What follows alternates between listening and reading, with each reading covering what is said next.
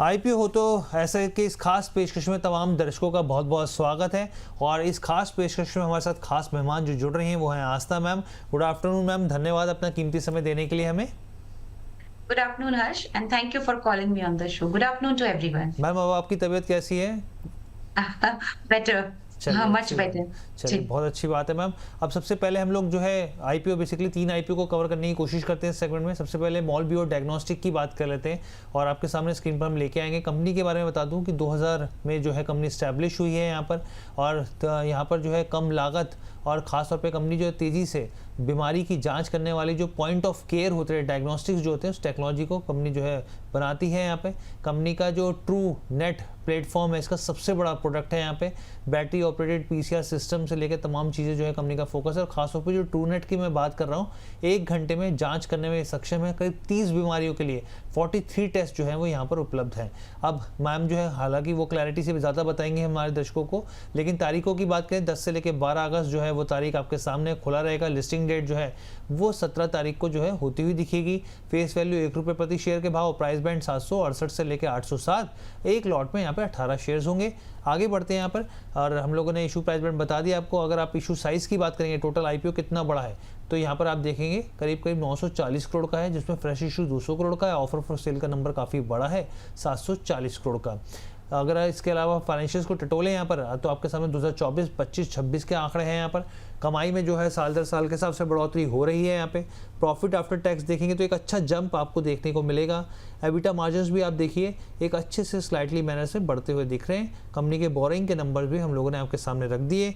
Grey market premium क्या कह रहा है, तो 122 रुपये दिखा रहा है यहाँ पे। अपर प्राइस बैंड 807 रुपये का है। तो यानी कि अभी अगर हिसाब से आज के हिसाब से देखेंगे तो जो एस्टिमेट लिस्टिंग है वो 929 के भाव पे हो सकती है। 15% की जो है लिस्टिंग की संभावना दिख रही है। मैम डायग्नोस्टिक स्पेस में एक और कंपनी, मैम कैसे देख रहे हैं आप इसको और क्या यहाँ पे सलाह रहेगी? जी, देखिए बिल्कुल लेकिन ये जो कन्वेंशनल डायग्नोस्टिक कंपनी है वैसी कंपनी नहीं है ये। जी डेफिनिटली आती उस स्पेस से है, लेकिन जो आपने ट्रू नेट इसका जो मेन प्रोडक्ट है उसके बारे में जो आपने बताया वो ही इसका मेन हाइलाइट है। अब अगर मैं ये बात करूँ ट्रू नेट की, तो ये एग्जैक्टली क्या है, बिल्कुल एक बार इंस्टॉल हो गई मशीन, उसके बाद क्या होता है, एक तो ये पोर्टेबल डिवाइस होता है, दूसरी तरफ एक बार अगर इंस्टॉल हो गया तो कंपनी को रेवेन्यू कहाँ से आता है, जो बार बार इनमें चिप्स और टेस्ट किट वगैरह यूज होते रहते हैं, तो वहां से फिर एक बार रेवेन्यू आना चालू हो जाता है और ये रेवेन्यू कंटिन्यू रहता है, यानी कि रिकरिंग इन नेचर होता है। तो ये इसका सबसे बड़ा फीचर है।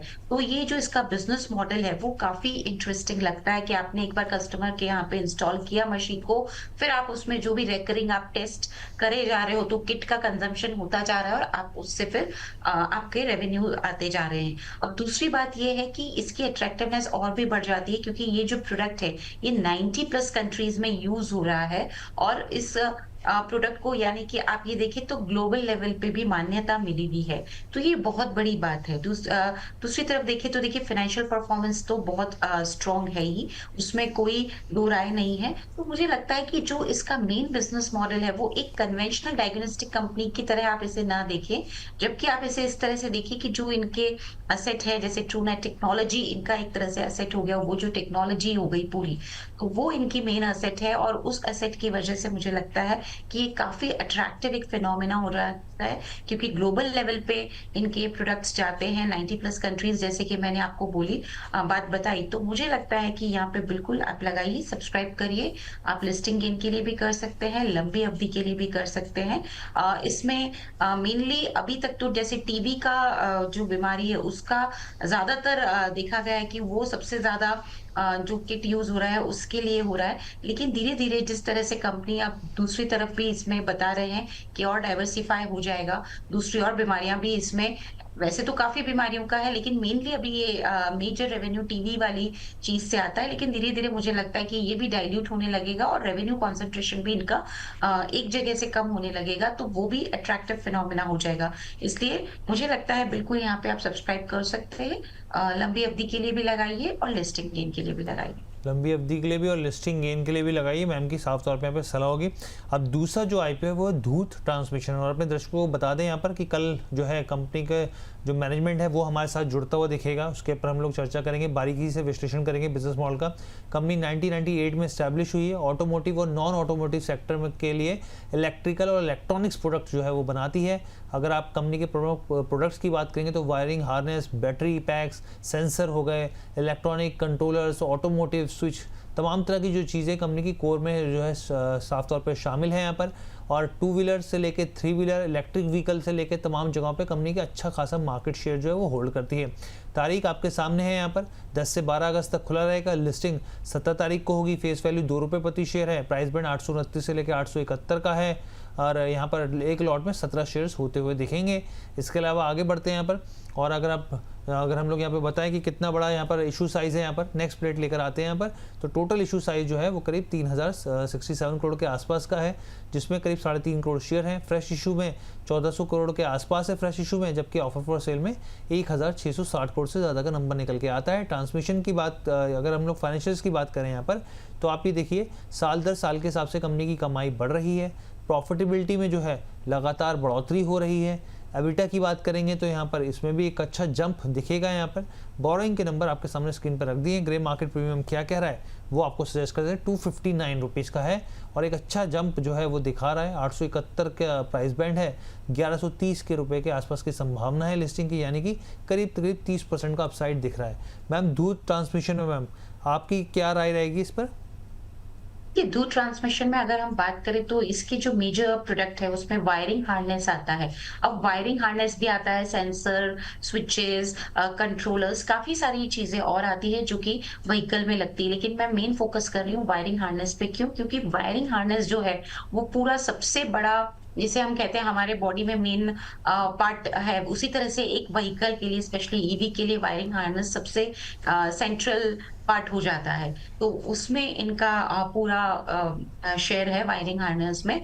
और मुझे एक चीज और इसकी काफी पसंद आई, फाइनेंशियल परफॉर्मेंस तो काफी बढ़िया है। और ये ईवी में भी 2 व्हीलर, 3 व्हीलर, जो भी इलेक्ट्रिक व्हीकल है उसमें से इनका major part of the revenue आ रहा है, क्योंकि ये ईवीज में ही ज्यादातर वायरिंग हार्नेस का बहुत ज्यादा यूज होता है। काफी ज्यादा इम्पोर्टेंट ये माना जाता है। ज्यादातर ईवीज सब रिक्वायर करते हैं कि वायरिंग ज्यादा हो, या इलेक्ट्रिफिकेशन वाली चीजें ज्यादा ईवीज में यूज होती हैं, और वहां पे इनका मार्केट शेयर काफी अच्छा है।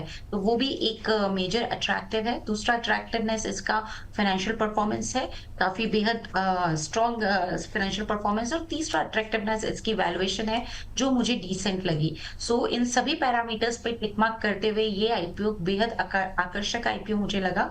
बिल्कुल सब्सक्राइब करिए। लिस्टिंग गेन और लंबी अवधि दोनों ही नजरिए से इसमें लगाने की सलाह है दूध ट्रांसमिशन के आईपीओ। जी, और बल्कि कंपनी का जो मैनेजमेंट है कल जुड़ेगा, उसके ऊपर हम लोग चर्चा करेंगे यहाँ पे आईपीओ को लेकर। अब हम लोग लीप इंडिया की बात कर लेते हैं। यहाँ पर लीप इंडिया को देखेंगे, 2013 में कंपनी स्टैब्लिश हुई है। सस्टेनेबल सप्लाई चेन और एसेट पूलिंग सोल्यूशन कंपनी जो है वो प्रोवाइड करती है, और मुख्य रूप से सप्लाई चेन को एफिशिएंट बनाना, कॉस्ट इफेक्टिव और सस्टेनेबल बनाने से कंपनी का बिजनेस मॉडल है।